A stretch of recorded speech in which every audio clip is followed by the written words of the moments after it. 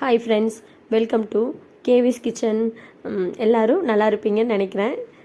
நானும் நல்லா தாங்க இருக்கேன். இதெல்லாம் கேட்குறக்கே ஒரு ஃபார்மாலிட்டிஸாக இருக்குது, பட் இருந்தாலும் பரவாயில்ல, ஓகே. இது வந்து ஒரு ரிலாக்ஸான மார்னிங்னு தாங்க சொல்லணும். மார்னிங் எப்பயும் போல் எனக்கு லீவு ஸ்கூலு அப்படின்லாம் இல்லைங்க. எல்லா டைமும் நான் எப்படி எந்திரிக்கிறேனோ அதே டைமில் எனக்கு முழிப்பு வந்துடும். எத்தனை பேர் என்ன மாதிரி இருக்கீங்கன்னு சொல்லுங்கள். இந்த சண்டே லீவு அப்படின்னா ஒரு 9 மணிக்கு எந்திரிக்கலாம் அப்படின்லாம் இல்லைங்க. ஒரு சில சமயம் எனக்கு தூக்கமும் வரும், ஆனால் ஒரு சில சமயம் வந்து நான் எப்பயும் எந்திரிக்கிற மாதிரி ரெகுலராக எந்திரிச்சிருவேன். எந்திரிச்சு நான் செய்கிற வேலை கொஞ்சம் ரிலாக்ஸாக இருக்கும், அவ்வளோதான். அந்த 10 மணி வரைக்கும் தூங்குறது அந்த பழக்கம்லாம் எனக்கு எப்பயுமே கிடையாதுங்க. டயர்டுனா ஒரு ½ அன் ஹவர் ஆகும், அவ்வளோதான். அப்புறம் அன்றைக்கி வந்து காலையில் வந்து லன்ச் வந்து என்ன பிளான் பண்ணியிருந்தேன்னா புளி சாதம் தாங்க பிளான் பண்ணியிருந்தேன். அதனால் 1 பார்ட் ரெசிபினால் ரொம்ப ஸ்லோவாகவே குக் பண்ணிகிட்டு இருந்தேன்.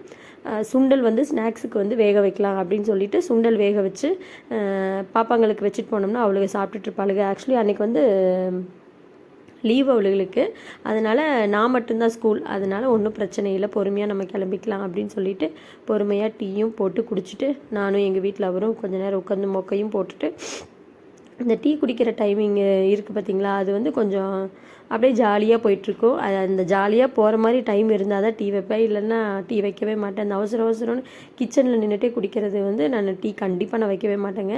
அவருக்கு மட்டும் வச்சு கொடுத்துட்டு நான் குடிக்க மாட்டேன். சாப்பாடு அரிசி வந்து காலையில் எழுந்திரிச்சோடனே தண்ணியில் போட்டுட்டேன். அரிசியும் நல்லா ஊறிடுச்சு. சரி அரிசி ஊறட்டும் அப்படின்ட்டு எப்பயும் போல் 3 விசில் விட்டு சாப்பாடு எடுத்தாச்சுங்க. சாப்பாடுக்கு வச்சாச்சு ஒரு அடுப்பில். இன்னொன்று வந்து இந்த புளி சாதத்தில் வந்து ஒரு டிப்ஸ் என்னென்னு பார்த்தீங்கன்னா, கடலப்பருப்பு வந்து ஒரு 10 நிமிஷம் ஒரு 1/4 மணி நேரம் ஊற வச்சு அதுக்குள்ளே போட்டிங்கன்னா கடலப்பருப்பு வந்து கலர் மாறவே மாறாதுங்க. அது ஒரு டிப்ஸு. புளி சாதம் செய்யறதுக்கு வந்து ஒரு வானொலி எடுத்து வச்சுக்கோங்க.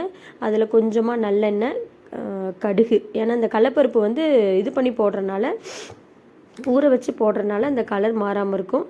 அதனால் கடலப்பருப்பு கடுகு, அந்த பூண்டு, வரமிளகா, பெருங்காயம், கருவேப்பிலை இதெல்லாம் போட்டு நல்லா வணங்கினதுக்கப்புறம் அந்த கடலப்பருப்பு வந்து நீங்கள் போடுங்களேன், அதே கலர்லேயே தான் இருக்கும் அது கடைசி வரைக்கும் வணங்குற வரைக்குமே.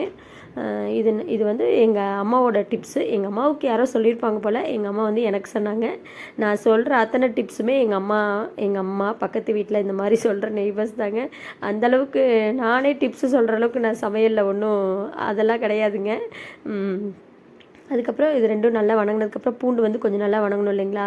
நல்லா வணங்கினதுக்கப்புறம் புளி வந்து ஊற வச்சுருந்தேன். புளியை கரைசி அதில் வந்து ஊற்றிட்டு உப்பு பார்த்துட்டு, உப்பு, பெருங்காயப்பொடி இது ரெண்டும் போட்டுட்டு ஒரு நல்ல ஒரு கொதி வந்து விட்டுக்கோங்க. மஞ்சப்பொடி இது ரெண்டும் நல்லா போட்டுட்டு ஒரு கொதி வந்து விட்டோன்னே கொஞ்சம் அந்த தண்ணியெலாம் சுருங்கி இருக்கும் பார்த்திங்களா. நான் காமிக்கிறது வந்து சீக்ரெட் மசாலா, அந்த புளி சாதத்துக்கு வந்து சீக்ரெட் மசாலாங்க. இந்த ரெசிபி உங்களுக்கு வேணும்னா என்கிட்ட சொல்லுங்கள். நான் உங்களுக்கு வர ப்ளாகில் வந்து இந்த சீக்ரெட் மசாலா வந்து எப்படி செய்கிறதுன்னு நான் சொல்கிறேன். அதுக்கப்புறம் ஒரு 1/2 ஸ்பூன் வந்து வெல்லம், இது ரெண்டும் போட்டு நல்லா ஒரு 10 நிமிஷம் வணங்கினதுக்கு அந்த பச்சை ஸ்மெல்லாம் போனதுக்கப்புறம் எண்ணெய் நல்லா பிரிஞ்சு வந்ததுக்கப்புறம் எடுத்து வச்சுருங்க. எடுத்து வச்சதுக்கப்புறம் எப்பயும் போல் சாதத்தை அதுக்குள்ளே போட்டு நல்லா கிண்டி ஆக்சுவலி புளி சாதத்தில் ஒரு இது என்னென்னா, நம்ம காலையில் செய்கிறோன்னா மத்தியானம் தாங்க அது அவ்வளோ ஒரு டேஸ்ட்டாக இருக்கும். காலையிலேயே சாப்பிட்டோம்னா அது என்னமோ அது புளியெலாம் அதில் உள்ள நல்லா ஊறாமல் ஒரு மாதிரி இருக்கும். ஆனால் மத்தியானம் நீங்கள் சாப்பிட்டு பாருங்கள், செம்ம சூப்பராக இருக்குங்க. நான் ஒன்றும் பெருமைக்காக சொல்லலை, நான் செய்கிற புளி சாதம் நல்லா தாங்க இருக்கும். எங்கள் ஸ்கூலில் சொல்லுவாங்க புளி சாதம் நல்லா தான் இருக்குன்னு. அதனால் அந்தளவுக்கு புளி சாதத்தில் எக்ஸ்பர்ட்லாம் இல்லைங்க, கொஞ்சம் கம்மியாக தான். ஆனால் புளி சாதம் நான் செஞ்சேன் நல்லா தான் இருக்கும் ஓரளவுக்கு. அதுக்கப்புறம் நல்லா போட்டு கிண்டி எண்ணெய் வந்து இதில் நல்லெண்ணெயும் சேர்த்துக்கிட்டோம்னா கொஞ்சம் நல்லா இருக்குங்க. இல்லாததுக்கு சேர்த்துக்கலாம், ஆனால் நல்லெண்ணெய் ஊற்றி புளி சாதம் செஞ்சோம்னா கொஞ்சம் ஓகேவாக இருக்கும். அதாவது செய்யவே தெரியாதவங்க நல்லெண்ணெய் ஊற்றுனாங்கன்னா அதில் ஒரு ஆடட் அட்வான்டேஜ் இருக்குது பார்த்தீங்களா, அந்த கேஸுங்க நான். அதை இதையும் போட்டு மேட்ச் பண்ணி புளி சாதம் செஞ்சு ரெடி பண்ணி வச்சுட்டேங்க. இந்த புளி சாதத்துக்கு ஆப்டாக எப்போயுமே பொட்டேட்டோ தான் சூப்பராக இருக்கும். ஆனால் அந்த பொட்டேட்டோவையே அடித்து துவம்சம் பண்ணுற அளவுக்கு ஒரு சட்னி இருக்குங்க. அந்த சட்னி வந்து என்னென்னா அந்த உளுந்து சட்னிங்க. உளுந்து சட்னி தான் செய்கிறோம். சரி கொஞ்சம் ஹெல்த்தியாக செய்யலாமே அப்படின்ட்டு கருப்பு உளுந்து, தோல் நீக்காத உளுந்து வந்து வாங்கி வச்சுருந்தேன் வீட்டில். நான் அது போகும்போது எப்போவாவது ஒரு 1/4 கிலோ 1/2 கிலோன்னு வாங்கி வச்சுருப்பேங்க அந்த சட்னி வறுக்கிறதுக்கெலாம்.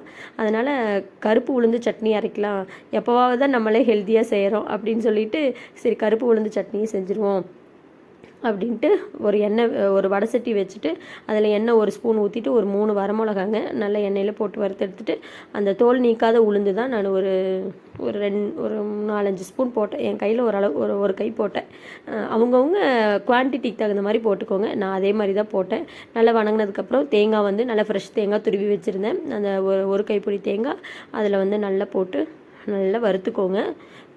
இதை 3 இன்க்ரீடியண்ட்டு தாங்க. அந்த உளுந்து, தேங்காய், பச்சை மிளகா, புளி, இது 3 இன்க்ரீடியண்ட்டு தான். உப்பெல்லாம் யார் சொல்லுவா அப்படின்னு கேட்குறீங்களா? சரி, உப்பு இதெல்லாம் போட்டு நல்லா ஃப்ரை பண்ணிக்கோங்க. பெருங்காயப்பொடி வந்து எல்லாத்துலேயுமே பெருங்காயப்பொடி வந்து சேர்த்துக்கோங்க. நான் வந்து என்ன சேர்த்துக்குப்பேன், எனக்கு பெருங்காய வாசம் பிடிக்கும்.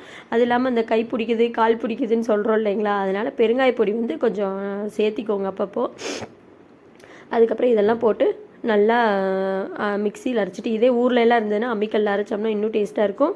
இங்கேயெல்லாம் அம்மிக்கல்லே நம்ம மிக்சி தானே இல்லைங்களா, அதனால் மிக்சியில் போட்டு நல்லா, அதாவது துவையல் மாதிரி அரைச்சி தாளிக்கிறதுனா தாளிக்கலாம். இது ஆல்ரெடி எண்ணெயில் வணங்கினது தானே அப்படின்னு சொல்லிட்டு நான் வந்து தாளிக்கலைங்க. இதுதான் அந்த உளுந்து சட்னி. இந்த வீடியோ உங்களுக்கு பிடிச்சிருந்ததுன்னா லைக் பண்ணுங்கள், ஷேர் பண்ணுங்கள், கமெண்ட் பண்ணுங்கள்.